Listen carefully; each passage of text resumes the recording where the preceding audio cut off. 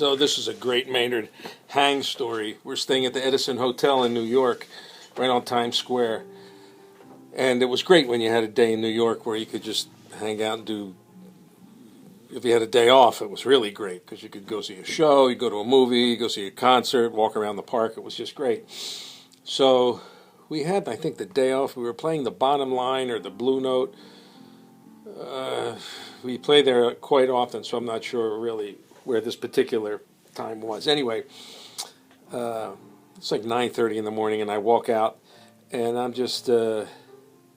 outside. I walk outside the Edison Hotel, and I think the Edison Hotel the bar was one of the scenes, I think, where The Godfather was filmed. I think where Luca Brasi was stabbed in the hand. I think that was the bar, or one of those.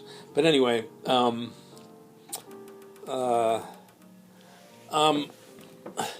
I walk outside and I hear, "Hey, what are you doing?" And I turn around and it's Maynard. He's just walking around. And we have the whole day to kill. So he goes, "What are you doing?" I said, "Well, I'm just walking around." And he goes, "Hey, I'll show you something." So we walk on Broadway. And I'm just walking with him. We're just talking, And he comes up to this door. We're going down Broadway. I don't know where we're going. And he comes up to this door. And you look at the door. It's a glass door. And there's a brass railing that goes downstairs. And he goes, "You see this?" I said, "Yeah." He goes, "This is Birdland."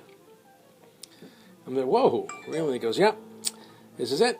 This is Birdland. You go down this way." And it was called like Copacabana or Tropicana or something else. It wasn't Birdland anymore. And it's not the Birdland now. This is like the real Birdland.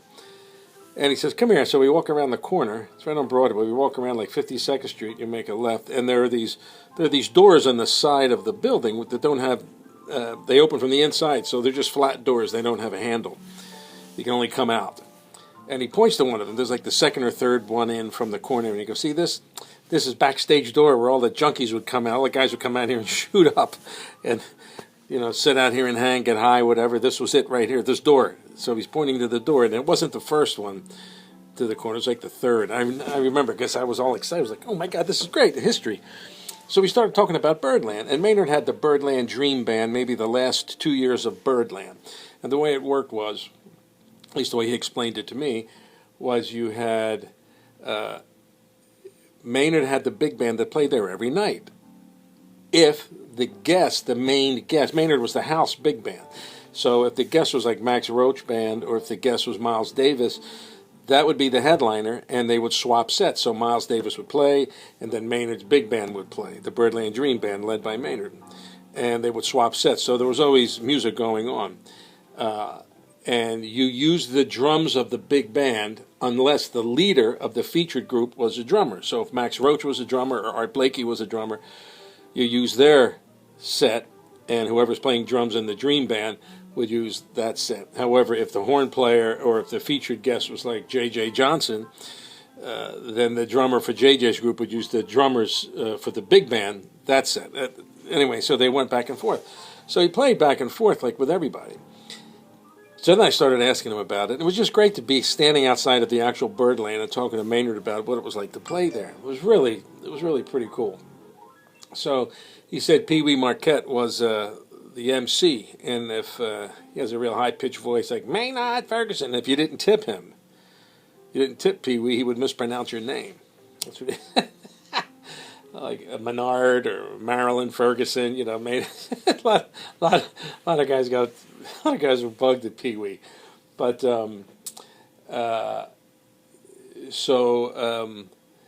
he would play opposite like everybody. Bill Evans, Miles Sextet with Coltrane and Cannonball. He played opposite those guys, and you would have. So he knew all those guys. So he said when they were playing opposite Miles' sextet, that Red Garland, Paul Chambers, right, Philly Joe, Miles, Cannonball, Coltrane. He says when we played opposite that group one time, he said they wound up. Maynard had to rehearse the band in the afternoon because they were going over some new music. So there was this fall, or maybe they had some new guys or something, but they were doing this tune, Blue Birdland, and it goes, ba, boo, da, ow, boo, da, ow. Ooh, it has a little fall on the note. Ow, ow. Right? So apparently some of the guys are playing it too long. They were going, ow, boo, da, ow. And Maynard's like, no, make it shorter. And they're going, ow, ooh da. Oh, and Maynard's like, no, make it longer. And they couldn't quite get it. So Maynard's rehearsing the band, and this is Maynard telling the story. And Cannonball comes in to pick up something that he must have left the night before. So maybe it's 1 or 2 in the afternoon. The guys don't start till like 10 or 11 at night. So Maynard's trying to get these guys to phrase the note right.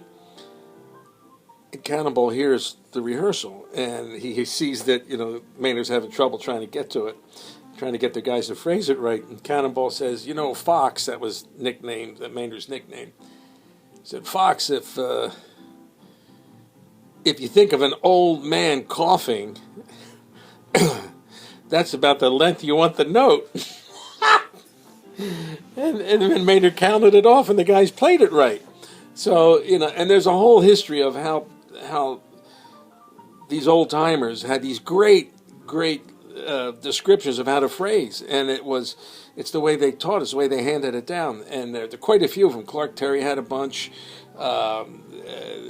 Just great little ways to get people to phrase right and to feel things right.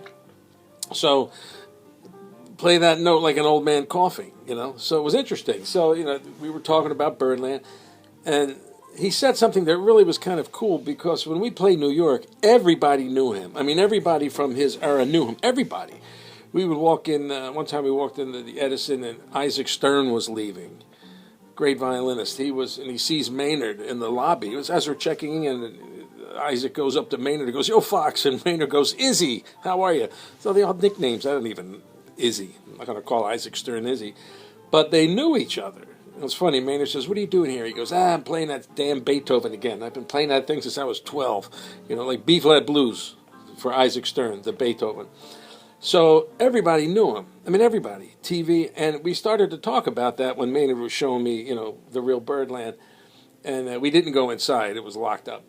Whatever the club was now, it was closed.